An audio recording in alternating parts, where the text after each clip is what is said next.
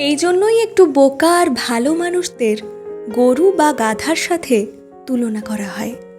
এই দুটো প্রাণীর নামে কোনো মানুষকে ডাকা হলে সেটা অপমান করা, কিন্তু কাউকে সিংহ বললে সে উল্টে গর্ববোধ করে।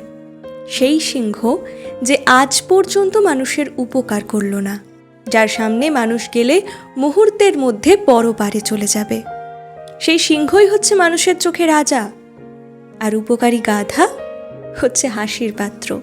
অতিরিক্ত ভালো হওয়ার সমস্যাই এটা। অতিরিক্ত ভালো মানুষেরা কারো কাছে গুরুত্ব পায় না। তুমি নিঃস্বার্থভাবে ত্যাগ করতে থাকো, ভালো মনে কারোর ক্রমাগত উপকার করতে থাকো, আঘাতের পর আঘাত সহ্য করেও হাসি মুখে কাউকে ভালোবাসতে থাকো, তুমি তার চোখে গাধা ছাড়া আর কিছুই হবে না। যদি মনে করো সে একদিন এগুলোর মূল্য বুঝবে,